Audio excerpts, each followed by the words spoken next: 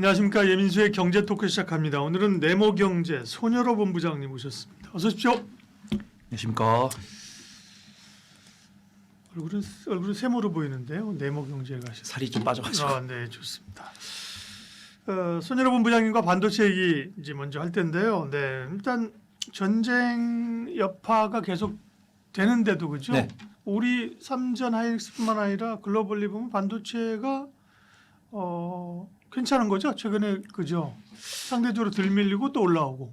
약간 이제는 어떤 미국과 이란 같은 지정적 리스크가 많이 좀 반영이 됐고 네. 투자분들께서 좀 익숙하다? 이게 어떻게 보면 초보 투자분들한테 좀 안 좋은 얘기인데 예. 이런 지정적 리스크가 좀 묻어졌다 이렇게 좀 평가할 수 있고요. 그래서 좀 되게 좀 세게 말씀드리면은 역시 실적은 배신하지 않는다 이런 생각이 들었습니다. 그래서 일단은 대형주 장세에서 가끔 제가 저번부터 기판주 말씀드리고 오늘 소지주 말씀드리면서 이 순환매가 돌고 있습니다. 근데 안타깝게도 제가 이제 여러 방송 다니면서 이 미국과 이란 간의 지정적 리스크 금방 끝날 것 같습니까? 이런 질문을 참 많이 받습니다. 근데 그러면서 저는 많은 분들의 눈치를 봤는데 그 어떤 누구도 저번 주에 주말간에 있을 종전 협상에서 종전이 될 거다라고 생각하시는 분이 감히 없죠. 단 한 분도 안 계시더라고요. 없죠. 네, 그래서 지금도 이런 이제 결렬이 됐고 다음 회담 날짜를 다시 잡지 않은 상황 속에서도 이렇게 국내 시장이 견조한 거는 그 중심에 반도체 투탑들이 있고 이 반도체 투탑을 둘러서 실적이 견조하게 나올 네. 거다 보니까 좀 그렇게 익숙해하는 것이 아닌가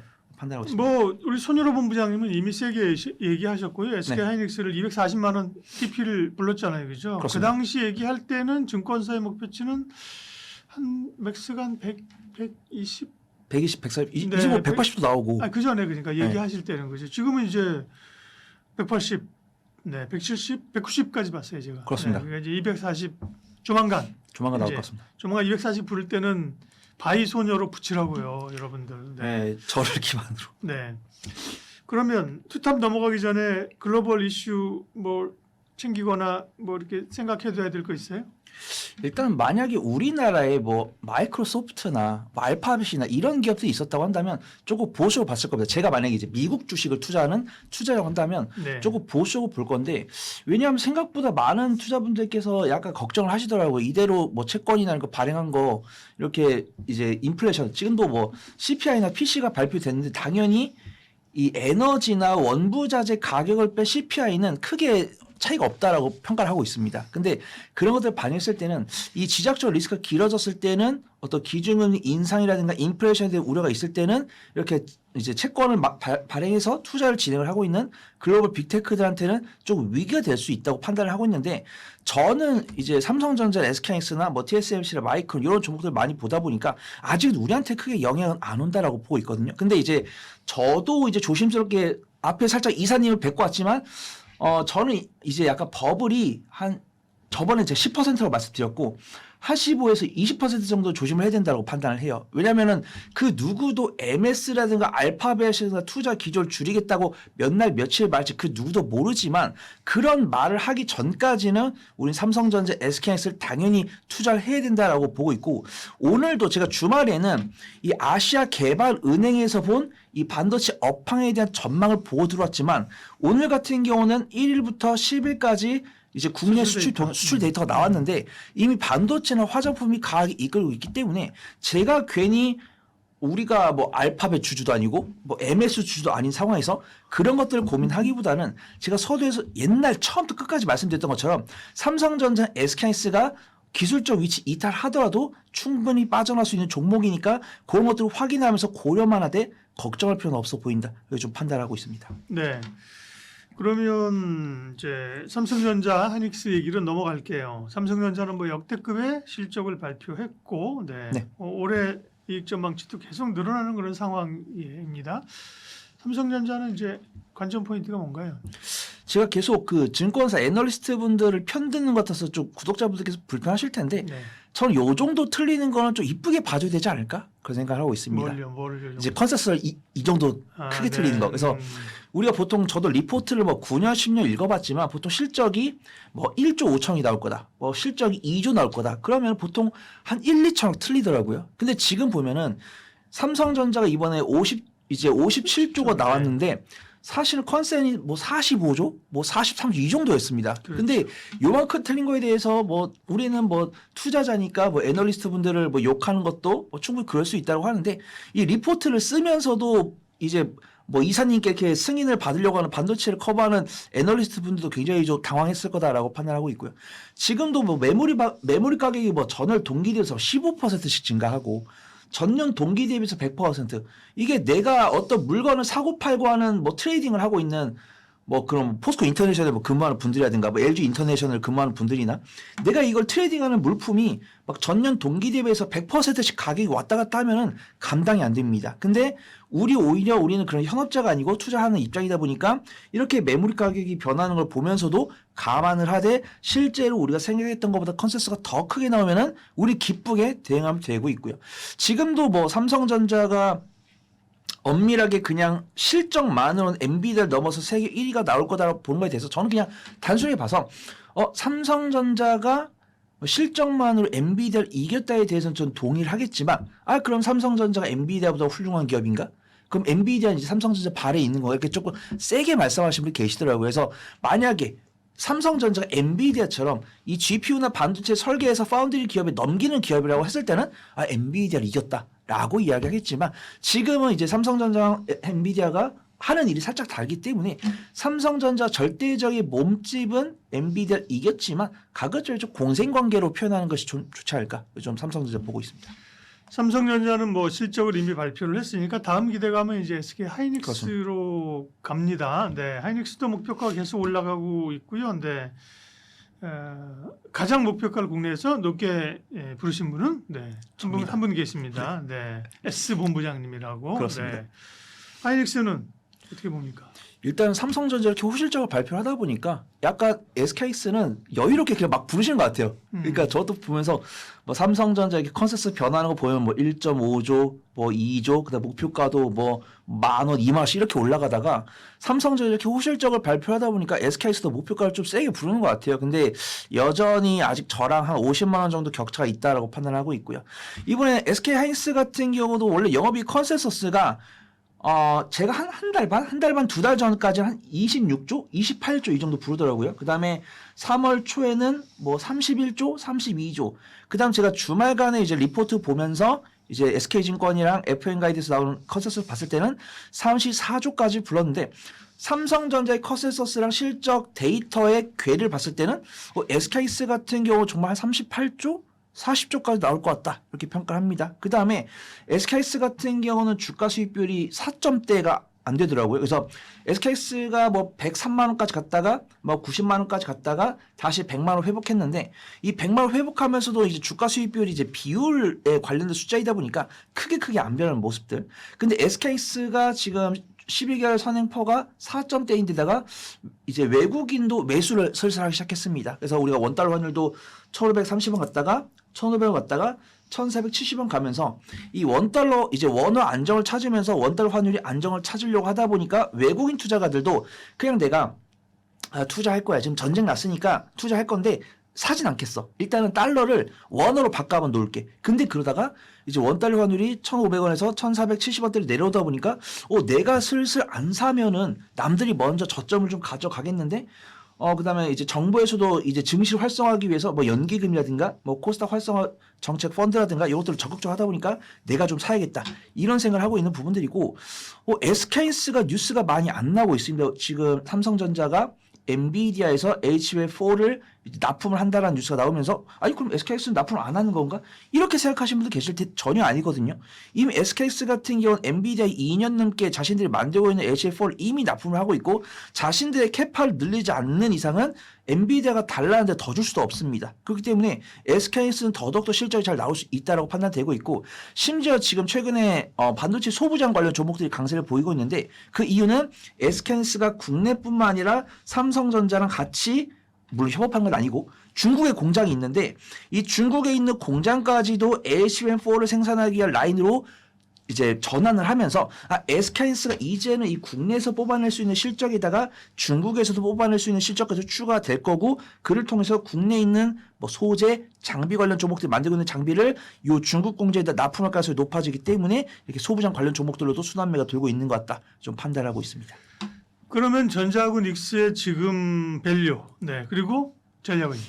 근데 일단 제가 늘 1년 반 가까이 저는 삼성전자보다 SKX가 낫다라고 말씀드렸었는데 변동성 측면으로 내가 만약에 제가 체감상 SKX는 한 1년 반 동안 매매를 했고요.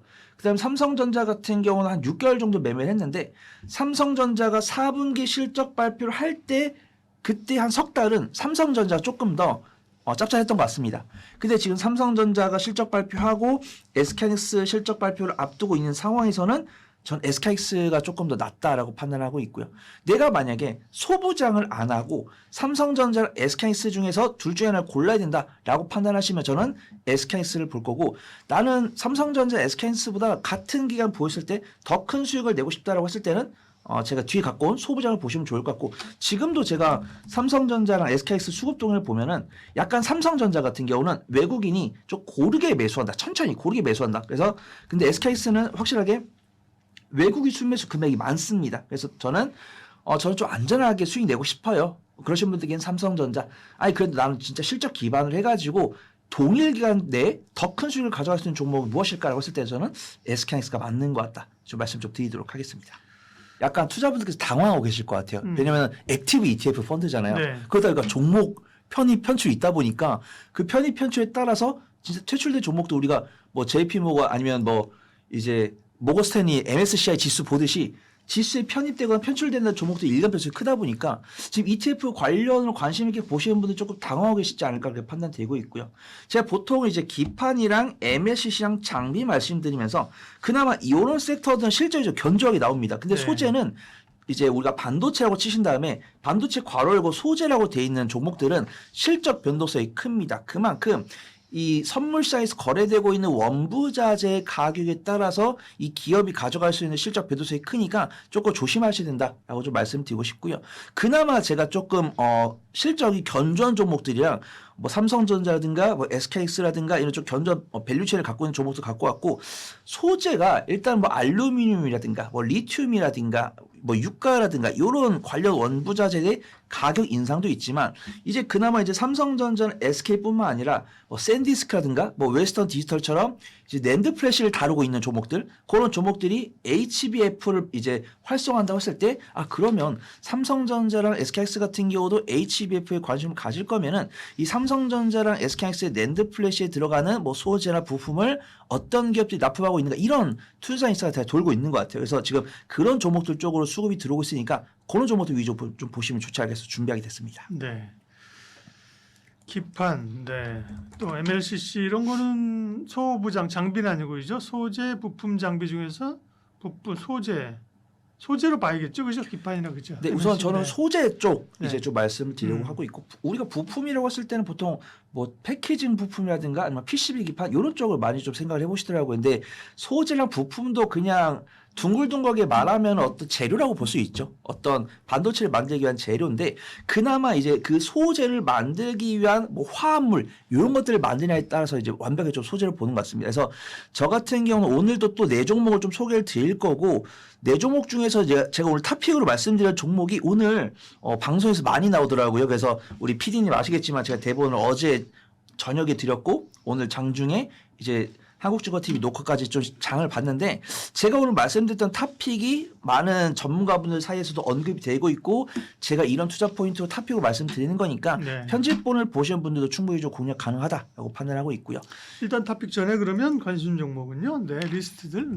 네, 우선 저는 일단 첫 번째로는 네페스랑 볼 거고 네. 타이거 일렉이랑 솔브레이랑 동시세미캠 그래서 내가 단기적인 변동성을 선호한다 그다음 좀 신선한 종목 좋아한다 이러신 분은 네페스랑 타이거 일렉 보시면 좋을 것 같고요.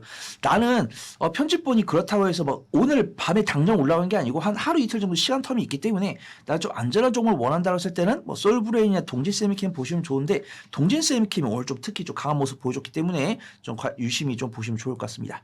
네페스 같은 경우는 반도체 및 전자 관련 제조 판매업을 영위를 하고 있고 이제 후공정 패키징이 필요한 소재랑 부품을 납품하고 있고 우리가 요즘 광통신, 통신 장비 많이 관심 많이 갖고 네. 계시잖아요. 엔비디아에서 언급을 해주면서.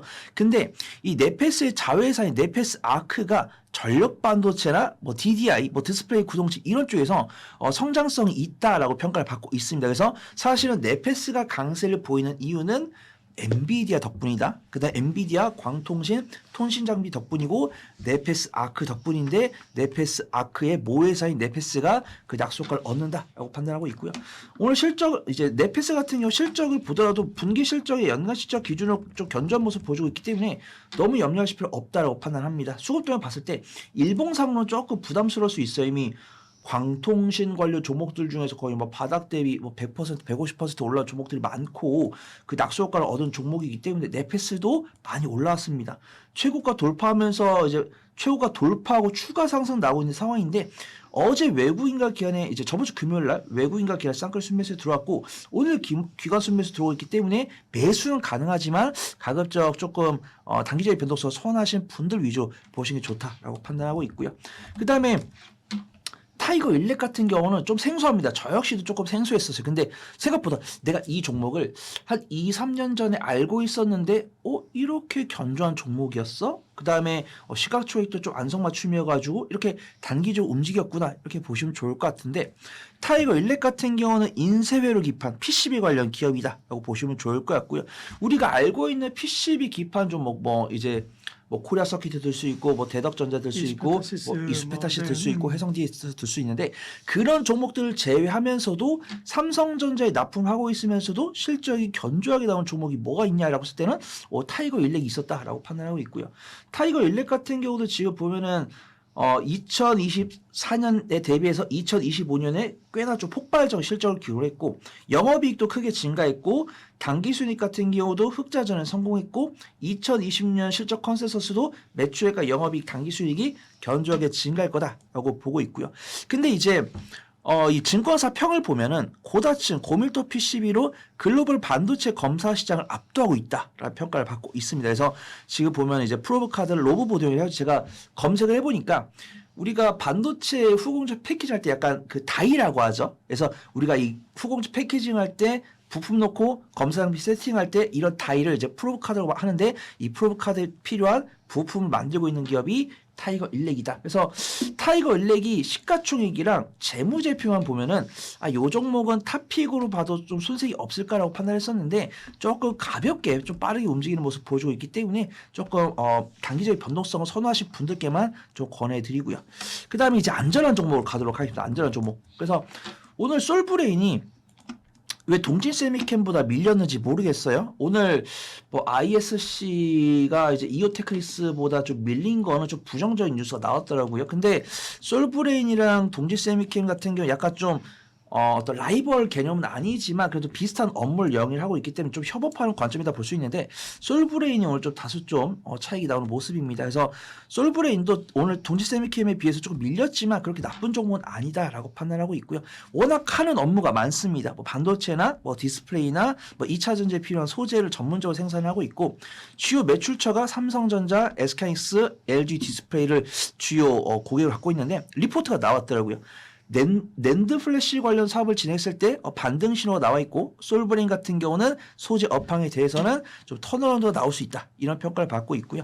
지금 제가 앞에서 말씀드린 것처럼 이제 삼성전자랑 중국에서 이제 시안 공장을 이제 낸드 플래시로 라인을 바꾼다고 했을 때, 그 다음에 이제 램프업이라고 하죠. 본격적 양산을 이제 올해 하반기에 들어갈 건데, 그 올해 하반기에 들어갔을 때는 이 시안 공장이 필요한 낸드 플래시형 소재는 누가 납품할까? 이런 기대감이 있을 때는 솔브레인이 있을 수 있다. 이런 평가 받고 있습니다. 기술적 위치에 괜찮고요. 박스권 하단부에서 두터운 매물대에서 지지하는 모습입니다. 오늘 밑골이 살짝 달려 있고요. 외국인과 기관 단기 차익 시험 나오고 있지만 저는 뭐 내가 단기적인 변동성을 선호하지 않는 분이었을 때는 솔브레인 좀 보시면 좋다라고 판단합니다. 오늘의 탑픽은 제가 이제 동치세미캠 말씀드릴 건데 조금 아쉽습니다. 올라가지 말걸. 그래서 오늘 당이 한 6%가량 상승했다가 윗골이 달리면서 플러스 5% 9.1% 정도 밀렸는데 외국인의 매도세가 조금 나왔어요. 오늘 기관 순매수 들어왔고 근데 저번 주 금요일 날 들어왔던 외국인 순매수에 오늘 순매도가 한 8분의 1, 8분의 1, 9분의 1 정도 나왔으니까 미국과 이란 간의 종전이 결렬됐음에도 불구하고 동지세미 캐dem의 기대는 여전하니까 많이 좀 중요시 여기는 것 같다. 그래서 지금 보면은 아시는 분들 아시죠? 너무 유명한 종목입니다. 이 반도체랑 디스플레이에 필요한 소재를 만들고 있는데 이 동지세미캠에서 만들고 있는 포토 레지스트. 그래서 어떤 반도체를 이제 웨이퍼를 이제 회로대로 전기를 띠게 해가지고 그 재기능을 하게 만드는데 이 포토 레지스트를 국내에서 유일하게 만들고 있다 이런 평가를 받고 있고요. 2025년에 보니까 실적이 굉장히 좀 견조해졌더라고요. 그래서 제가 이제 소재 기업들은 조금 겁이 나는 게 뭐냐면 뭐 이렇게 지적적 리스크가 나오거나 어떤 매크로 변수가 나왔을 때 가장 원부자재가격이 크게 움직이고 그에 따라서 좀 충격을 받는 기업이 이제 소재 기업이다 보니까 동지세미킹도 굉장히 좀 타격을 받지 않을까 이렇게 판단했었는데 다행히도 2025년에도 전년 동기 대비해서 견조한 실적 퍼포먼스를 보여줬다라고 판단하고 있고요.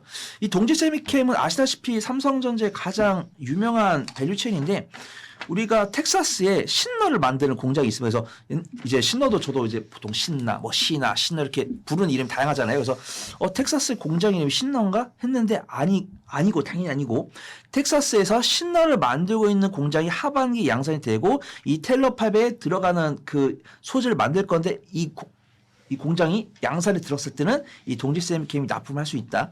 그리고 2025년에도 이미 동지세미캠 같은 경우는 삼성전자의 소재 매출 비중이 59%를 기록했기 때문에 동지세미캠 같은 경우는 삼성전자의 가장 친한 기업이다. 이렇게 평가를 할 수 있고요. 일단 오늘 좀 다른 반도체 관련 종목들 대비 좀 강하게 움직인 것은 아쉽지만 그나마 아직 상승률이 충분히 남아있고 외국인 많이 비중 줄이지 않았고 네. 기관 순매수 들어오니까 여전히 매매 가능해 보인다. 좀 판단하고 있습니다. 저는 오늘 2차전지가 좀 좋은 모습 보일 줄 알았거든요. 왜요? 2차전지가 보통 이제 유가가 오르면서 그러면 이제 아까 박사님께서 말씀하신 것처럼 그렇죠. 2차전지가 이제 대체 친환경. 섹터로 이제 부각이 되고 그다음에 뭐 LNF, 에코프로, 비엠 같은 경우도 좋은 뉴스 끌고 와 주니까 오늘 2차전지가 강세를 보여줄 것 같았는데 오늘 반도체와 차이점은 반도체 같은 경우 굉장히 좀 잘 버틴다라고 판단했었는데 2차전지 조금 약세를 보이는 모습인데 그렇다고 해서 2차전지 관련해서 뭐 걱정할 필요 없다라고 판단하고 있고요. 네. 저는 이제 한국증권 TV 우리 구독자분들은 그나마 좀 착하신 분들이다 이런 생각이 들었습니다. 왜냐하면 제가 이제 한 2달 정도 됐죠. 테슬라에 대해서 되게 보수적인 뷰를 말씀을 드리고 있는데 요즘 악플 없어요? 악플이 별로 없거든요. 네, 근데 제가 저희 상암에 있는 방송국에 가서 모 방송국에. 네, 상암에 있는 모 방송국에 가서 네. 테슬라에 대해서 보수적으로 말씀드렸는데 댓글이 한 50개가 있더라고요. 근데 다행히도 저를 욕하는 댓글은 한 3개 정도 있었고 서로 싸우는 댓글이 47개였습니다. 왜 쌍을 붙이고 다녀요? 그래서 테슬라가 전기차 기업이냐 네. 자율주행 로봇 우주선 기업이냐 그래서 저 같은 경우도 그때 방송에서도 이제 테슬라 이야기를 잠깐 해보면은 테슬라가 성장성이 없냐? 그건 아니거든요. 테슬라 근데 고평가냐에 대해서는 고평가가 아니다라고 말씀하시는 분들 계실 테지만 저는 고평가다고 말씀드렸던 게 제가 약간 좀 용인할 수 있는 펄을 누누이 말씀드렸잖아요. 제가 아무리 성장성 있는 섹터도 150, 200은 넘게 주기 힘들다 이렇게 말씀드렸었는데 테슬라가 지금 퍼가 300이 넘어갔고 그다음 테슬라가 지금 3달 가까이 쉬고 있습니다. 그다음에 지금도 저는 늘 테슬라를 매달 말씀드려서 검색을 해보면은 뭐 자율주행 관련 뉴스도 있고요, 로봇 관련 뉴스도 있고요, 스페이스X 뉴스도 있고 저는 그 뉴스를 다 말씀드렸습니다. 그럼 이 뉴스가 나왔을 때 투자분들께서 긍정적으로 생각을 하시면은 시장에선 테슬라가 그렇게 고평가가 아니구나라고 생각을 하는 건데 스페이스X나 로봇 관련 이야기가 나왔을 때 테슬라는 못 움직이면서 관련 종목은 움직이는 거는 테슬라는 고평가다고 생각하는 인식이 있거나 아니면 테슬라가 몸집이 크니까 차라리 다른 종목을 하는 게 낫겠다고 투자분들께 생각을 하신 거죠. 그래서 저 같은 경우는 그렇다고 해서 테슬라를 매도하라라고 말씀을 드린 게 아니고 테슬라를 갖고 계신 분들은 보유 기간이 길어지겠지만 아직 추세를 돌리지 않았으니까 뭔가 대응하기에는 조금 확인해야 될 게 있다. 근데 만약에 신규 매수를 하고자 하신 분을 한다면 조금 기다려보는 게 좋을 것 같다. 네. 약간 이런 톤으로 말씀드렸었거든요. 근데 엄청나게 이제 거의 시청자분들께서 막 치고받고 싸우는 거 보면서 네. 역시 투자는 사람이 하는 게 맞는 네. 것 같다. 그런 생각이 좀 들었어요. 싸움 붙여놓고 싹 빠지셨군요. 네. 근데 우리 뭐 방송 보시는 분들 가운데 테슬라 궁금하신 분도 있겠지만 테슬라보다는 이제는 국내 2차 전지주가 더 관심이 있으실 테니까 네. 최근에 모멘텀 본 건 어쨌든 ESS였죠, 그죠? 네. 근데 또 1분기 실적은 아직까지 안 나오고 있단 말이에요. 네. 네. 일단은 과연 만약에 2분기 때도 정말 실적이 ESS 덕분에 나와줬을 때는 2차전지 좀 긍정적으로 말씀드릴 것 같아요. 제가 이제 2차전지를 다시 3분기에 보수적으로 봤다가 4분기 때도 여전히 보수를 지키고 있는데 지금도 좀 보수로 봐야 되는 게 지금 리포트를 보면은 ESS 관련해서 실적이 나오고 있다고 합니다. 우리가 알고 있는 LG 에너지 솔루션이라든가 삼성 SDI 이런 종목들의 재무제표를 열어보면은 실적 발표하고 우리는 이제 매출액이랑 뭐 영업 손실, 뭐 당기 순손실 이런 거 보지만 전문가분들이 이제 영역별 실적까지 열어보거든요. 근데 확실하게 삼성 SDI랑 LG 에너지 솔루션 같은 경우도 옛날에는 15% 이내였던 매출 비중이 이제 15% 넘어갔고 리포트를 토대 봤을 때는 올해는 30%를 넘기겠다고 했습니다. 그러면 지금 이 30% 넘기는데 지금 제가 저번 달에 LG 에너지 ESS 수주 현황도 뭐 20기가와트시에서 90기가와트시 170기가와트시고 지금 LG 에너지 솔루션 같은 경우는 연간에 뭐 200기가와트시, 뭐 중국에서는 뭐 연간 600기가와트시의 생산 캐파를 만들겠다고 했는데 LG 에너지 솔루션 같은 경우 100에서 150기가와트시 이상의 캐파를 갖추겠다라고 이야기를 했고 투자 진행했고 그 투자 비용이 이번에 1, 4분기 실적 발표까지 반영이 됐습니다. 근데 가동률이 안 늘고 있어요. 그러니까 우리는 궁금한 거죠. 분명히 미국에서는 중국 ESS를 견제를 할 거고 CATL을 견제하면은 그럼 이제 LG 에너지를 줄 거고 LG 에너지를 수주 받았고 그다음에 그 수주를 이제 처리하기 위해서 캐파를 늘리고 있는데 미국이 수주 실제로 줬을 때 그다음에 그 수주를 실제로 수행했을 때 이익이 얼마나 남을 것인가. 근데 다행히도 제가 또 다른 분 리포트 읽어보니까 ESS 같은 경우는 이익이 10% 정도 나온다라고 하는데 전기차 매출 비중이 좀 많이 줄고 있더라고요. 그래서 이제 만약에 전기차가 매출이 줄어드는 거 이상으로 ESS가 못 늘어나면은 LG 에너지 솔루션 실적이 턴어라운드가 어려워 보이는데 일단 부정적인 이야기를 하는 분들이 아무도 안 계시니까 저도 일단 부정적으로 보지 않되 저는 요거는 걱정이 되지만 2분기 때 만약에 제 예상이 틀렸을 때는 2차 전지 관련했을 때는 긍정적으로 볼 수 있을 것 같다. 좀 말씀 좀 드려보도록 하겠습니다. 네. 그러니까요. EV 쪽은 아직 실적이 가시화되면요, 뭐 가시화될 걸로 기대가 되면 이제 주가는 빵빵 오르겠죠, 그죠? 그러나 예를 들면 2분기부터 좋아진다, 그러면 지금 움직일 텐데 실적은 좀 아리까리한 것 같아요. 이게 너무 어렵습니다. 저도 이제 열심히 계산기를 두들기고 있는데 네. 분명히 판매 대수는 증가하고 있고, 예. 근데 고가형 모델보다 저가형 모델이 팔리고 있고, 그다음 테슬라 같은 경우도 모델 YL을 500만 원 올린다고 했으면은 보통 우리가 어떤 가격이 올라가면 실적이 개선된다고 생각을 하잖아요. 그렇죠. 근데 그 앞을 봐야 됩니다. 이 테슬라가 전기차를 처음 만들었는데 인기가 좋아서 가격이 올린 게 아니고 일단 테슬라가 전기차를 판매해서 정말 센세이션 일으켜가지고 잘 팔렸어요. 근데 어느 정도 좀 경쟁도 있고 뭐 비아디라는 대항마가 있다 보니까 저가형 모델을 만들어서 이제 틈새 시장을 공략합니다. 근데 지금 보면 이제 모델 YL이 500만 원을 가격 인상을 했는데 요 주요 이유로는 원화 가치 하락이라는 이슈가 있어요. 그게 뭐 진짜인지 가짜인지 모르겠지만 이 기자분이 이렇게 평가하셨는데 요거는 약간 어떻게 보면은 가격 전이가 쉽지 않다. 그래서 일단은 저는 보수적으로 보고 있지만 제가 틀릴 수도 있는데 제가 맞으면 여전히 2차 전지는 매매 관점으로 보고 제가 틀리면은 드라이빙을 걸겠다. 이렇게 좀 말씀 좀 드리도록 하겠습니다. 네. 2차 전지주들이 뭐 엄청 고생을 했었는데 최근에 이제 확실히 좀 바닥권을 벗어나는 건 맞는 것 같습니다. 그렇죠? 근데 확실히 바닥 아닌 것 같습니다. 근데 이제 여기서 추가적인 모멘텀이 뭐가 있을 것인가? 로봇은 한 차례 지나갔는데 역시나 구조를 바꿀 건 아니다, 그죠? 네. EV도 멀자 ESS인데 그럼 결국은 이제 ESS 쪽이 앞으로 뭐 2분기, 3분기 하면 숫자가 얼마나 찍혀주느냐 관건이네, 그죠? 일단 그 전망에 대해서는 아직 좀 너무 적극적으로 쓰시는 분은 안 계신 것 같고요. 네. 일단은 삼성 SDI 같은 경우는 긍정적 뉴스가 있더라고요. 그래서 아까 박사님 말씀해 주신 것처럼 로봇이라든가 우주선 같은 경우도 LG 에너지 솔루션이 그 실적을 가져가기 위해서는 시간이 뭐 2028년이고 2030년이고 많이 남은 것 같다라고 판단하고 있고요. 지금 이 배터리 3사에 대해서 실적을 좀 개선시켜 줄 수 있는 뉴스는 ESS다라고 판단하고 있고 현재까지는 LG 에너지 솔루션이 북미의 ESS 시장을 모두 다 석권할 거다라고 생각을 했었는데 저번 주 중에 삼성 SDI가 우리도 LG 에너지 솔루션처럼 ESS 시장을 가져가겠다 이렇게 이야기를 했고 그다음 주말간에 SK온이 우리도 올해 하반기를 기점을 해가지고 북미 ESS를 공략을 하겠다 이런 얘기를 했습니다. 그래서 오늘도 제가 그렇다고 해서 SK 이노베이션 탑픽으로 말씀드릴 생각은 없고요. 그렇죠. 네. 여전히 저는 완성셀 탑픽은 LG 에너지 솔루션이고요. 근데 SDI 아니고. 저는 LG 에너지 솔루션 좋아합니다. 네, 대부분 요즘 SDI예요, 그죠? 그거는 만약에 네가 단기적인 변동성 선호한다, 단기적인 변동성 선호한다 이러신 분들께 삼성 SDI. 그래서 갑자기 삼성 SDI로 바꾸면 구독자분들 싫어하시겠죠? 오늘 굉장히 좋아 보이는데 근데 저는 LG 에너지 솔루션 좋아하고요. 네. 일단 LG 에너지 솔루션 오늘 좀 외국인과 기업 매도가 좀 그러면 나왔네요. LG 에너지 솔루션을 좋아하는 이유를 말씀해 주십시오.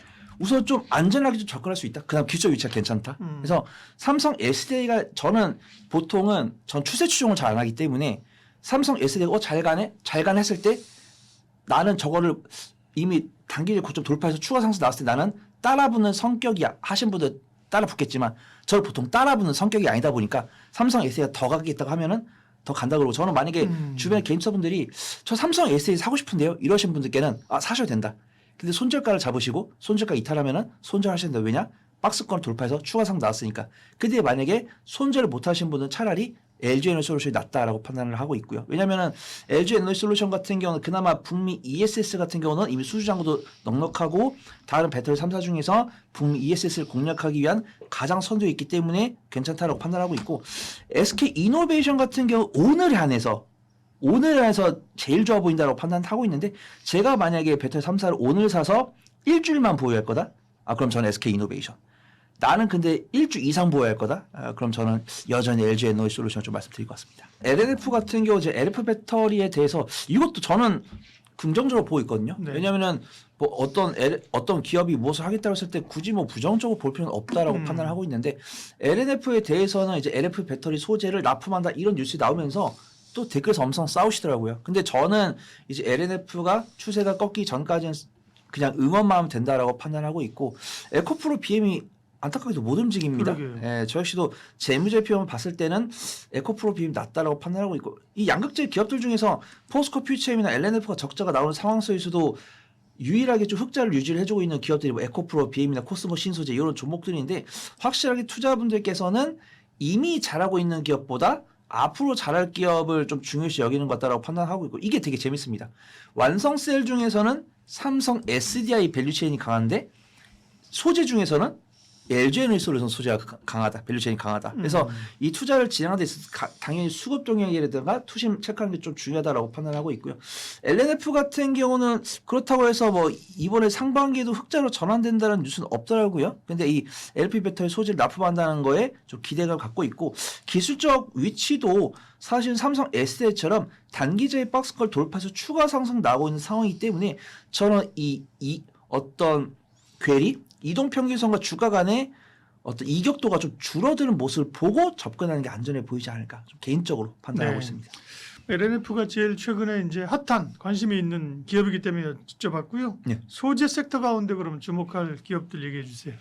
네, 오늘은 좀 미국 이란 전쟁과 이 반도체 소재 덕분에 2차 전지 관련 소재 관련 종목들도 강세를 보였다라고 판단하고 있고요. 네. 사실은 2차 전지를 보면서도 장비주도 그렇고 뭐 소재 기업들도 그렇고 오로지 2차 전지에만 납품을 하고 있는 기업들 거의 없습니다. 다 이제 반도체를 하다가 이제 2차 맞아요. 전지까지도 같이 곁다리 온 종목들이 많은데 네. 그런 종목들 좀 위주로 보시면 좋을 것 같다라고 판단하고 있고 역시 제가 4종목 중에서 2종목은 변동성이 있으니까 매매 관점으로 그다음에 나머지 2종목은 실적이 일단 견조하게 찍혀 있는데 이 기업이 보유하고 있는 다른 성장 모멘텀이 부각받을 때는 변동성을 보여줄 가능성이 있어가지고 좀 우리 구독자분들께 소개를 드리려고 합니다. 그래서 네.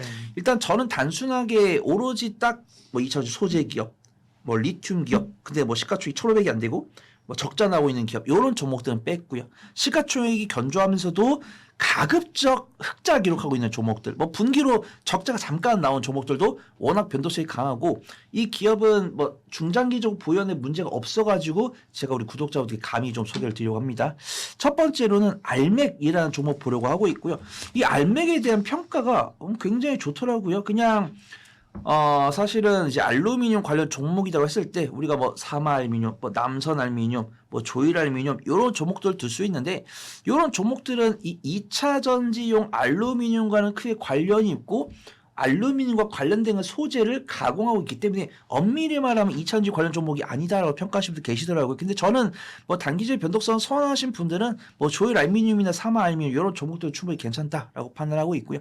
근데 확실하게 전기차에 들어가는 부품, 그 다음에 전기차 배터리에 들어가는 뭐 케이스에 들어가는 부품이라든가 이런 것들을 만들고 있는 기업은 알맥이 유일하기 때문에 관련주 좀 볼 수 있다라고 판단합니다. 근데 알맥이 보니까 배터리 3사에다가 고루고루 연관성이 있더라고요. 그래서 알맥을 왜 제가 이렇게 구독자분들께 늦게 소개시켜 드렸는지 조금 죄송한 마음이 있어요. 그래서 원래는 GM과 이미 거래를 하고 있기 때문에 LG 에너지 솔루션과 협업을 하고 있고요. 그 다음에 현대차의 아이오닉 5랑 EV6도 납품을 하고 있기 때문에 삼성 SDI랑 SK온까지도 납품을 하고 있습니다. 근데 이번에 리비안과 이제 리비안에도 납품을 하고 있는데 리비안 배터리를 삼성 SDI가 납품을 하고 있더라고요. 그래서 알맥 같은 경우는 이제는 배터리 3사랑 모두 다 연관성이 있는 종목이다. 그래서 좀 말씀드리고 싶고요.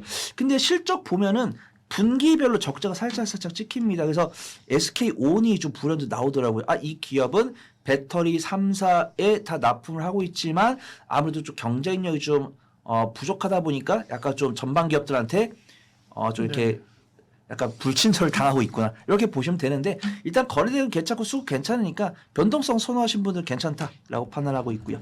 알맥은 뭐 자동차 부품이나 이렇게 알루미늄 관련주로 주로 알고 있는데 이제 2차 전지 소재로 이렇게 아까 얘기한 것처럼 양수겸장으로 그죠? 같이 하는 기업들, 네, 그런 기업이 또요.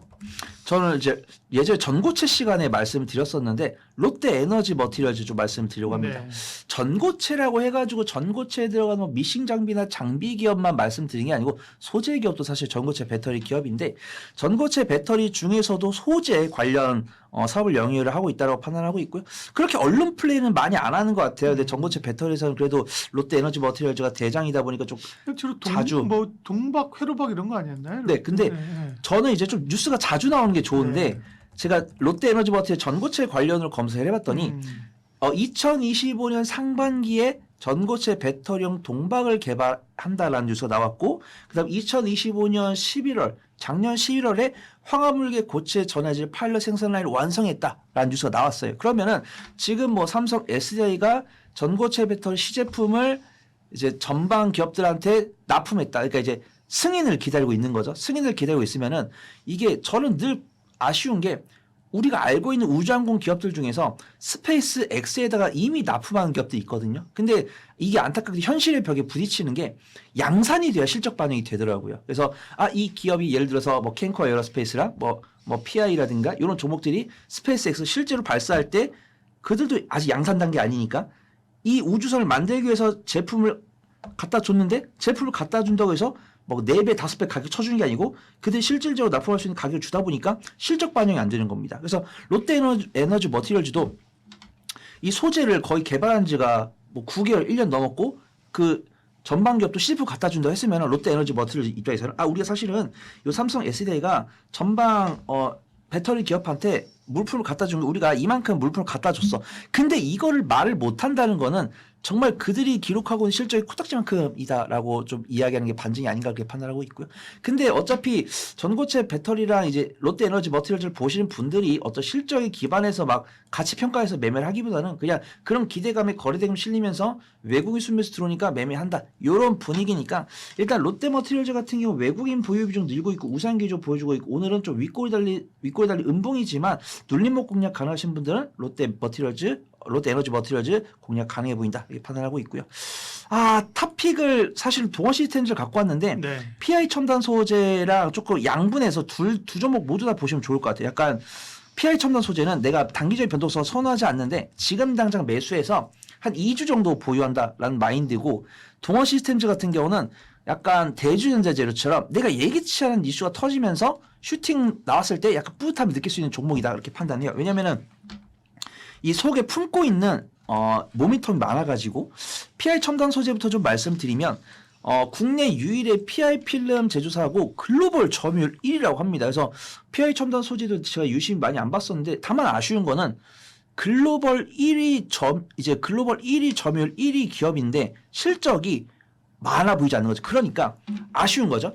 우리가 정말 2차 전지가 대부분 많은 섹터에 쓰이면서 뭐 양극재가 뭐 배터리의 뭐 40%, 그다음에 이제 전구체가 뭐 60%다 이런 얘기 많이 했잖아요. 근데 뭐 동박이나 이런 것들은 2차 전지 배터리의 매출의 5%, 이 정도밖에 안 하니까 이 PI 첨단 소재가 엄청난 기술을 가지고 동박을 만들어서 열심히 판매를 하고 있지만 이 제품에서 차지하고 있는 매출 비중이 워낙 작다 보니까 실적이 이거밖에 안 나온다 이렇게 평가할 수 있는데, 그나마 PI 첨단 소재는 지금 갖고 있는 시가총액에 비해서는 나쁘지 않은 것 같다. 그래서 지금도 보면 PI 첨단 소재가 시가총액 7천억인데 당기순이익이 300억이면은 주가 수익 비율이 한 20대 중반 정도 되는 거죠. 근데 저는 2차전지 관련 종목들이 주가 수익 비율이 뭐 우리가 알고 있는 정도 80 넘어가는 기업도 있고 120 넘어가는 기업도 있고 350 넘어가는 기업도 있기 때문에 PI 첨단 소재는 좀 저평가 영역이 있다라고 판단하고 있고요. 그나마 이제 증권사 리포트를 보면은 전방산업 고도화에 따라서 이들이 만들고 있는 방막 PI 필름이라든가 뭐 인조 그래파이트 시트용 PI 필름에 대한 수요가 증가를 할 거고, 리포트가 있더라고요. 이들이 만들고 있는 PI 첨단 소재가 로봇이라든가 우주항공, 그다음 애플의 폴더블 폰의 핵심 소재가 될 거다. 그래서 아직은 뭐 수주나 이런 것들 안 나왔지만 제가 대주전자지로 말씀드렸던 것처럼 PI 첨단 소재가 관련 뉴스를 부각됐을 때는 3월 말에 보여줬던 폭발적 상승세를 보여줄 수 있을 것 같다. 네. 이렇게 판단해 보도록 하고요. 그리고 네, 숨겨놓은 동원 시스템. 근데 동원 시스템즈가 저는 좀 끼가 많은데 그 끼를 반출하는데 시간을 좀 써야 될 것 같다. 왜냐면 이제 동원 시스템즈 같은 경우는 시가총액 7,300억이고 재무제표 봤을 때는 견조합니다. 근데 동원 시스템즈가 갖고 있는 2차 전지 성장 모멘텀 매출 비중이 크지 않아요. 그리고 조금 아쉬운 게 이 동원 시스템즈도 옛날에 2023년, 2024년에 2차 전지 사업을 진출한다고 해서 이제 원통형 배터리에 필요한 케이스에 들어간 부품을 만든다라고 이야기를 했는데 그 뒤로 좀 적극적인 행보를 안 하고 있는 것 같아요. 근데 지금 보면은 동원 시스템즈가 3월에 인터배터리 2026에 참가해서 2차 전지 핵심 소재인 코팅 양극박을 공개를 했다고 합니다. 그래서 동원 시스템즈 이제 걸어온 길을 보면은 이 동원식품에서 만들고 있는 뭐 통조림이나 이런 것들 만들고 있다가 통조림을 만들고 있으니까 삼성 SDI에서 만들고 있는 원통형 배터리에 들어가는 케이스를 만든다고 했다가 그 다음에 지금 2026년 초반에는 이제 전고체 배터리에 필요한 코팅 양극박을 공개했다. 근데 안타까운 거죠. 분명히 이들이 신기술 개발을 하고 있는데 양산은 언제 할 거며? 그럼 양산했을 때 누가 사갈 거며? 삼성 SDI가 사갈 것 같긴 해요. 근데 그러면은 그렇게 사갔을 때 동원 시스템즈 같은 경우는 실적이 얼마나 반영될 거냐? 그럼 동원 시스템즈는 일단 3월에 인터배터리 2020에 참가하면서 본업을 통해서 실적 견적이 나오고 있고, 그 다음에 2차전지 원통형 배터리형 케이스에다가 LFP 배터리에 들어간 소재까지 나오면서 네. 저평가 매도 가지면서 앞으로 성장성 보일 수 있는 종목을 판단할 테니까 오늘의 두 번째 토픽으로는 동원 시스템즈 소개해 드린다. 그거 좀 말씀 좀 드리도록 하겠습니다. 지적적 리스크 때문에 가장 피해를 입은 섹터는 제약바이오가 아닐까 이렇게 판단되고 있고요. 제가 보통 방송 준비하면서 제일 고통스러운 쪽이 이제 2차 전지인데 이번 방송 준비는 제약바이오가 힘들었습니다. 왜냐면은 좋은 뉴스를 찾기가 너무 힘들어가지고 그래서 일단 보면은 이 제약바이오 특징이 매크로가 악화되면서도 어떤 시장을 끌어줄 수 있는 개별적 이슈가 있으면 또 그 종목에 한해서 수급이 붙는 게 특징이긴 한데 이 미국과 이란의 지정적 리스크가 나오고 삼천당작이 수급을 강하게 먹어줬다가 도로 뱉고 나니까 제약바이오가 싸늘하게 좀 식어가는 그런 모습이다라고 판단하고 있고요. 네. 그나마 조금 CDMO가 강세를 보이는 모습들이고 네. 일단은 제약바이오에 대해서는 매크로 환경은 안 좋은데 우리 기업은 너무 잘한다?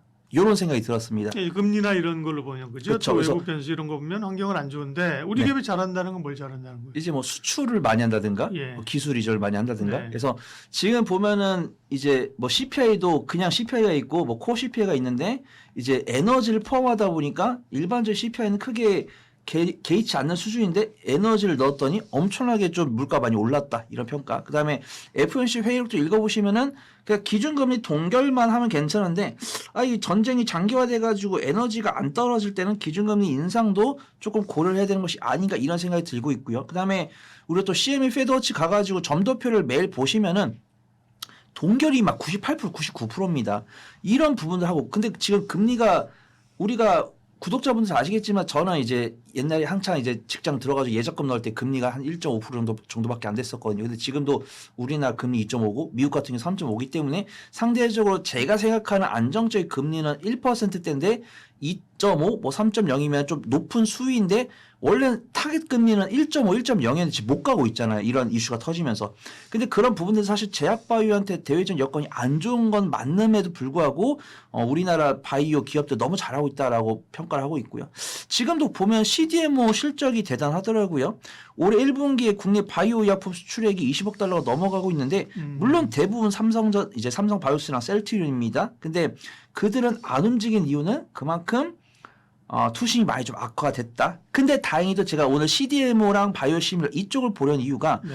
트럼프 대통령이 한국산 특허 의약품에다 관세 15% 확정을 했는데 바이오시밀러 같은 경우는 1년 유예를 보여준다고 하면서 제가 어제 곰곰이 이제 대본을 준비하면서 탑픽을 뭘 말씀드릴까 하다가 우리가 알만한 종목들은 너무 차익이 많이 나오는 거예요. 뭐 ABL 바이오라든가 뭐 리가켄 바이오라든가 한올 바이오파마 이런 종목들 소개를 드리고 싶었는데 외국인들 걔네 매도해서 계속 나오니까 말씀 못 드리겠고 이제 뭐 그나마 뭐 JW 신약이라든가 뭐 JW 중해제약, 광동제약 이런 종목들은 참 좋아 보이는데 조회수가 안 나올까봐 뺐어요. 조회수가 안 나올까봐. 그다음에 CDMO 같은 경우도 우리 구독자분들께서 알만한 종목들을 많이 갖고 왔는데 제약바이오 같은 경우는 사실은 대형주를 투자를 하는 게 맞지만 대형주를 투자한다고 했을 때 1주나 2주 가급적 단기간에 수익 내기 어려우니까 확실하게 조금 성장 모멘텀이 있을 만한 그다음에 그나마 지금 시장에서 주목받고 있는 그런 종목들 위주로 보는 게 좋을 것 같다. 좀 판단해 보도록 하겠습니다. 바이오시밀러 쪽에서는 이제 수익을 내고 있고 그런데 그런 거 비하면 이제 기술 수출 같은 경우는 막 제대로 막 잭팟이 터지는 건 기대는 있는데 별로 없는 거 아니에요? 그죠? 네. 그게 그만큼 투심이 좀 예. 사그라진 것 같습니다. 왜냐면은 이번에도 뭐 알테온이라든가 그렇지, 뭐 알테온이 여러 있었고, 종목들이 그 네. 기술 뭐 수출 계약을 삼천당도 했는데 있었고 그죠? 네. 예. 확실하게 알테오젠이 퍼가 많이 떨어졌습니다. 이번에 보니까 알테오젠 퍼가 55, 45 정도 그랬어요. 우리가 한창 알테오젠에 대해서 흥분할 때가 퍼가 막 700, 400, 400, 700 정도 넘어갔었고 그러면 이 알테오젠이 갖고 있는 ALT-B4 기술 통해서 줄지어져 있는 이제 기술 이전을 대기하고 있는 기업이 10개라고 했는데 제가 이것까지 다 설명을 드렸잖아요. 기술 이전을 하겠다고 해서 일로 와보세요. 우리 기술 가서 쓰세요. 이게 아니고 이 기술 어떻게 쓸 겁니까? 어떤 문제 없이 잘 쓸 수 있죠. 이거 검토를 하느라고 6개월이라는 시간이 지나버리니까 알테오젠에 대해서 지금 이들이 기술 이전을 하고 싶어서 하고 싶은데 못하는 게 아니고 절차라는 게 있다 보니까 이 10개의 기업들한테 선납금을 받아가면서 번호표를 주면서 하고 있다. 근데 이게 그 투자분들께는 위로가 안 되는 거죠. 우리 투자분들은 계약하면서 시장 규모가 몇십 조인데 여기서 그 기술을 이용한 SC 제형이 판매해서 매출고가 얼마 하면은 마일스톤이 알테오젠 얼마 가져갈 것 보통 다 이런 시나리오잖아요. 근데 기술 이전이 빠르게 안 나오다 보니까 투자분들께서 약간 좀 잊어져 가는 것 같다라고 판단하고 있고. 그게 가장 그 바이오의 큰 성장 동력이었잖아요, 그죠? 그것도 네. 막 조단위의 그죠? 엄청난 파이프라인들 기술 수출이 나오면서 알테오젠도 그렇고 뭐 그 ABL도 그랬던 거잖아요, 그죠? 네. 원하는 것만큼은 이제 안 나오고 기대감과 노이즈가 막 섞여 있는 거고 또 하나 비만 당뇨가 굉장히 핫했었잖아요, 그죠? 관련해서 기업들도 쭉 요즘 비만 당뇨 얘기도 별로 없어요. 이게 제약 바이오를 가치 투자 섹터라고 부를 수는 없지만 실적들이 나오고 네. 추가적인 실적이 나올 거다라는 기대감이 많이 좀 없어지는 것 같아요. 왜냐하면 우리가 일라일리나 노브노디스크 실적 보면은 그러니까 제가 알테오젠도 그렇지만 알테오젠이란 이름을 보면 이 기업이 무슨 기업이다. 일라일리나 노브노디스크 보면 이 기업이 무슨 기업이다 알 수 있잖아요. 근데 이름을 딱 대고 재무제표를 보면요. 그냥 제조업 같아요. 실적이 이쁘다. 실적이 견조하다. 그러면 제약바이오가 실적이 견조해? 더 얻을 투자 인사이트가 없어? 이러면 약간 식상해지는 그런 느낌. 그래서 알테오젠도 제가 오히려 네. 그러니까 실적이 있어 좋은 게 아니라 어떻게 될지 모르겠어. 이럴 때. 그럴 때가 좋다는 그럴 거죠. 때 좋아하시는 것 같아요. 그래가지고 제가 저번 달에도 알테오젠 이제 주총에 뉴스가 봤는데 2대 주주가 주주환을 요구했다. 제약바이오 기업한테. 당연히 제약바이오 기업은 당연히 이게 뭐 올바른 것은 아니지만 저는 제가 원하는 제약바이오는 주주환원과 투자 중에서 우리 주주들이 뭘 좋아할까? 투자를 좋아할 것 같아요. 그렇죠. 예. 네, 근데 성장주죠. 예. 이대주주가 주주환원을 요구했다는 거예요. 자사주 소각을. 그래서 예. 말도 안 된다. 이대주주 무슨 생각이냐. 알테오젠한테 이거 주주환원을 시키면 이거 나 같이 줍니다. 이렇게 시인하는 꼴 아니냐. 이렇게 이야기했더니 예. 댓글로 이대주주가 뭐 못할 짓 했냐? 이런 댓글 달리는 거죠. 그렇죠. 야, 그만큼 알테오젠을 바라보는 투자분들 시대 달라졌구나. 근데 다행히도 저는 빠져나갈 구멍을 해놨잖아요. 제가 뭐 알테오젠 뭐 목표가 70만 원, 80만 원 이렇게 말씀 안 드리고 적금 넣듯이 분할 매수해서 수익 나오면은 분할 매도하고 기술이전 나오고 그럼 기술이전에 따른 마일스톤 로열티 나왔을 때 알테오젠이 가져갔을 실적에 따라서 투자분들 투심이 바뀌어가지고 폭발적 슈팅 나오면은 홀딩하고 만약에 지금처럼의 투심이 알테오젠을 가치주로 바라본 투심이 유지가 되면은 적금 다루듯이 그렇게 매매를 해보면 좋을 것 같다. 요즘 그렇게 판단하고 있습니다. 네. 그러면 제약바이오 섹터 종목 이야기하기 전에 제약바이오를 이제 앞으로 어떻게 볼 것인가. 네. 이제 그 환경 자체가 뭐 급격히 개선되긴 금리가 여기서 뚝뚝뚝 다시 떨어지는 쪽 하기는 어렵잖아요, 그죠? 네. 어렵고 그리고 이제 정부에서도 제약바이오 공시 관련된 거에서 너무 좀 불투명하게 그죠? 하다 네. 보니까 이런 것도 좀 하라고 강화를 하게 되고 이런 것들을 보면 전반적으로 제약바이오의 투심이 전체적으로 다 같이 좋아지기는 쉽지 않아 보여요. 제약바이오 전략 마무리 한번 해보세요. 어떻게 보면 제약바이오에 대한 매력도가 떨어지는 게 아닌가 그렇게 판단됩니다. 저 역시도 당연히 반도체랑 2차 전지랑 전력 설비 뭐 조선 이런 것들 실적에 근거해서 밸류에이션 해가지고 말씀드린 건데 저는 제약바이오를 말씀드리면서 단 한 번도 6개월 이상 가져가서 이런 말을 하지 않은 것 같아요. 제약바이오 보면서. 그렇기 때문에 제약바이오는 확실하게 어떤 트레이딩의 영역을 보고 있고 어떤 통계적으로 봤을 때 우리가 원하는 파이프라인이 임상이랑 시판까지 가는데 퍼센트가 낮기 때문에 대응이 중요하다고 판단하고 있고요. 저는 정확히 어떤 이 공시하는 방식에 대해서 어떻게 나올지 모르겠습니다. 근데 저는 제가 원하는 거는 계약 상대방을 비공개를 공개로 할지 이거 좀 센 것 같고 그렇죠. 아니면은 우리가 이걸 기술 이전 해가지고 향후 가져갈 수 있는 거에 대한 가이드라인을 너무 허무맹랑하게 말고 약간 좀 거기도 IR팀이 있을 거잖아요. 그 회사에도. 그러면은 그 IR팀에서 제가 계산기에 늘 두들기듯이 시장 규모가 어떤데 우리의 롤모델로 하는 기업이 요 정도 파이를 갖고 있다. 그래서 우리가 이거를 기술 이전 해가지고 요 정도 파이는 가져갈 것 같다. 요 가이드라인만 말해주면. 그건 제조업이고요. 제조업이 아니라고요. 그죠? 근데 제약바이오는 너무 어려우니까. 왜냐면 맞아요. 우리가 3,000단지에서 봤던 게 그 숫자 어떻게 나왔냐를 얘기 안 해주시고 네. 제가 이번에 그 뉴스를 보니까 질의응답을 3,000단지약 분이 안 하시고 어떤 네. 전문가 하셨더라고요. 네. 수속도 안 맞아요. 밝히고. 네. 근데 또 그분이 또 전과가 또 있으시고. 다른 바이오 쪽 그죠? 예. 네, 그래가지고 그런 것들을 보면서 제가 만약에 우리 구독자분들을 사랑하는 마음이 없으면 뭐 알아서 하셔라 이렇게 말씀드리겠지만 저 우리 구독자분들께서 그런 위험한 매매는 안 하시길 권장드리지만 제약바이오가 다른 섹터들 중에서 제일 리스크 있고 밸류에이션이 제일 어려운 섹터이기 때문에 분산 투자 분할 매매가 제일 중요하다. 그래서 좀 말씀 좀 드려보도록 하겠습니다.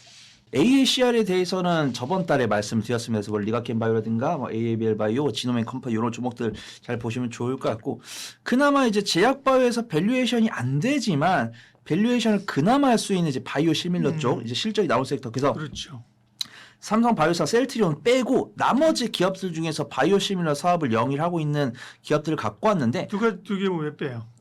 너무 유명하니까 자주 언급드렸고 오케이, 예. 근데 사실은 제가 언급을 드리면서 부끄러운 게 이 기업이 차지하고 있는 바이오 시밀러 사업이 매출 비중이 10%가 안 되는 기업들이 대부분입니다. 근데 이제 바이오 시밀러 사업을 하고 있다 정도로만 보시면 좋을 것 같고 첫 번째로 이제 LG화학 보려고 하고 있고요. LG화학 같은 경우 이제 대웅제약이랑 협업을 했더라고요. 그래서 보통 보면은 이 대기업끼리 협업한 사례가 많습니다. 그래서 LG화학이 바이오시밀러에서 하는 일은 바이오시밀러 협력 개발이다. 그래서 우리가 알만한 기업과 합쳐서 바이오시밀러를 같이 개발해서 유통하고 있는 그런 업을 영위하고 있는데 자가 면역 질환 치료제 휴밀라의 바이오시밀러 젤렌카를 국내에서 이제 유통을 하고 있고 일본에서는 이제 에타너셉트 성분의 바이오시밀러 판매를 하고 있는 이제 바이오시밀러 스펙트를 확대를 하고 있다고 하는데 뉴스가 작년에 나왔습니다. 그래서 이 젤렌카 뉴스 2024년에 나왔고 그다음에 이제 바이오 시밀러 스펙트를 확대한다는 뉴스 2025년 만에 나왔어요. 근데 다행히도 이 LG화학 같은 경우는 이 바이오 시밀러 신약 중심의 이제 성장 전략을 삼고 있는데 매출 비중이 5%가 안 됩니다. 네. 그래서 전통 화학이 70%, 2차 전지 소재가 25%, 그다음에 바이오, 그다음에 뭐 생명과학 이쪽 5%가 안 되는데 그래도 이제 LG화학 같은 경우는 바이오 시밀러 협력 사업을 진행하고 있다고 판단하고 있고 알고는 있어라. 네. 그러니까 알고 계시면 좋다. LG화학이 바이오시밀러 한다고 이거 뭐 기업인을 잘못 본 거 아니야? 이러실 수도 있는데 그죠? 그게 아니라 분명히 있다. LG화학이 또 한다. 그러나 전체 캐파 비중이 높지 않으니 이것 때문에 LG화학 주가가 20% 올 일은 없다 당일. 그래도 네 뭐 알고 있어야죠, 그죠? 뭐 또 알고 있어요. 다른 기업들도 다 연관이 되는 거니까. 네, 넥스트. 그다음에 이제 그다음 볼 거는 녹십자 네. 보려고 하고 있고요. 녹십자 같은 경우 이제 GC 녹십자가 그나마 LG화학보다 좀 적극적으로 바이오 시밀러 사업을 영위하고 있습니다. 그래서 바이오 이제 당연히 녹십자 같은 경우는 뭐 혈액 제제나 백신 제제를 만들고 있는 의약품 기업이지만 바이오 시밀러의 임상을 진행을 하고 있어요. 근데 이 역시도 조금 적극적으로 하진 않더라고요. 2018년에 인도의 바이오콘이 개발한 당뇨병 치료제를 이제 바이오 시밀러 만든 약품이 있습니다. 이름이 글라지아더라고요. 그래서 이 글라지아를 국내에서 유통을 하고 있는데 바이오 시밀러는 역시 원래 약의 가격의 70에서 80% 가격대를 유지를 하고 있는데 이 약 같은 경우는 83%의 가격대로 국내에서 유통이 되고 있다라고 평가를 받고 있고요. 근데 녹십자가 최근에 약간 미국에서도 어떤 바이오시밀러 사업을 확대할 수 있다라는 기대감이 나왔는데 이 미국의 자회사가 ABO 플라즈마라는 기업이 있습니다. 근데 네. 이 ABO 플라즈마 혈장 센터가 미국에서 모두 다 FDA 허가를 받으면서 미국에서 영업 활동을 진행했을 때는 제약 사항이 없을 거다라고 평가를 받고 있고요. 그나마 제가 앞에서 말씀드린 뭐 2차 전지나 반도체나 제약 바이오 같은 경우도 미국에서 어떤 사업이 좀 활성화될 수 있는 종목 같은 경우 수급종이 몰리고 있으니까 그 부분 좀 보시면 좋을 것 같고요. 네. 이제는 조금 자신 있게 말씀드릴 수 있을 것 같습니다. 이 기업도 네. 바이오 시밀러 기업이다 이렇게 좀 말씀드릴 수 있을 것 같은데 일단은 대웅제약 보려고 합니다. 네. 그다음 탑픽은 이제 한미약품인데 이 두 종목 같은 경우 좀 제가 좀 당당하게 좀 말씀드리도록 하겠습니다. 대웅제약도 바이오시밀러. 네, 바이오 시밀러 이제 허가랑 출시하는 업무를 진행을 하고 있고 LG화학과 협업을 진행했고 네. 추가지로 셀트리온 제약과도 공동 판매 중인 이제 스토브클로도 이 약품을 좀 판매를 하고 있고요.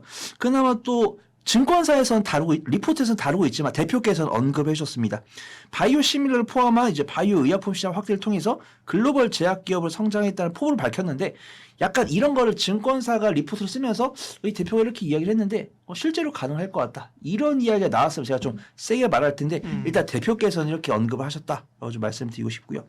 그나마 이제 대웅제약이 갖고 있는 자체 모멘텀은 이제 식도 역류 질환 치료제 팩스구르적에 대해서는 위궤양 치료 적극적 확대를 통해서 임상 3사를 진행한다. 근데 이미 국내에서는 이제 패스트 트랙을 통해서 판매가 되고 있는데 이 약이 더욱더 다른 용도나 더 다양한 환자한테 쓰일 수 있는지 임상을 진행을 하는 건데 일단 3상 임상을 진행하고 있고 그 결과물은 약 6개월 뒤쯤 나올 거다라는 평가 받고 있고요. 대웅제약 같은 경우 사실은 보툴리는 톡신 관련해서 물가 나왔을 때 그렇죠. 가장 가격이 움직이죠. 네. 그래서 대웅제약 같은 경우는 본업에다가 보툴리눔 톡신에다가 바이오 시밀러 하고 있고 지금 귀적 위치 괜찮고 지금 저번 주 금요일에 이어서 오늘까지도 양봉 나오고 있는데 외국의 순매수 들어오기 때문에 대웅제약도 좀 유심히 보시면 좋을 것 같다. 좀 말씀드리고 싶고요. 네.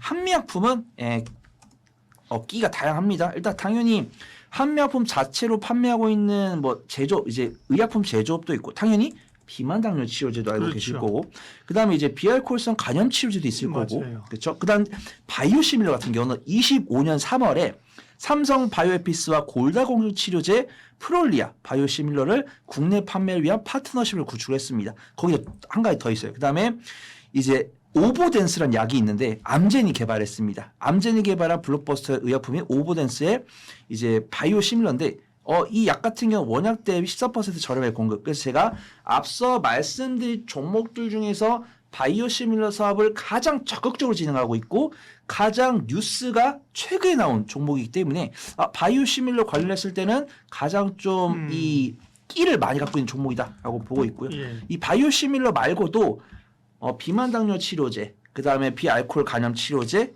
ADC 치료제. 그다음 이번에 또 한미약품이 AACR에 참여합니다. AACR에 참여해가지고 국내 기업들 중에서 연구 건수를 제일 많이 발표할 거다라고 보고 있고요. 리포트가 또 나왔습니다. 아, 고맙습니다. 이제 희귀질환 치료제에 대해서 한미약품에 대한 기대가 있다. 희귀질환 치료제 시장은 이제 처방의약품 시장에서 약 17%를 차지했는데 2030년에는 20% 이상을 넘어갈 거다라고 보고 있는데요. 이 한미약품이 갖고 있는 파이프라인 중에서 고인슐린증 치료제인 에페거글루카곤 HM15136에 대해서는 이 임상에 대한 결과물이 기대가 된다라고 평가를 받고 있는데 이를 포함해서 AACR에서 가장 많은 연구 결과를 발표할 거다라고 보고 있고요.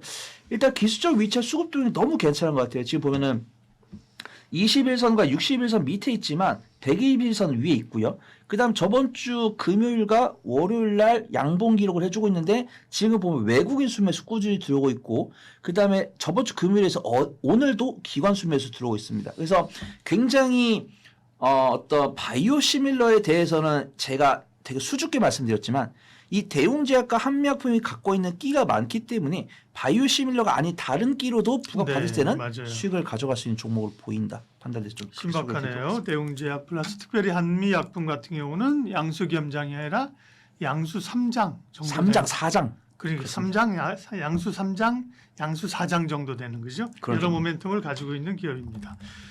네, 오늘 경제토크 네모경제 손여로 본부장님 함께했습니다. 고맙습니다.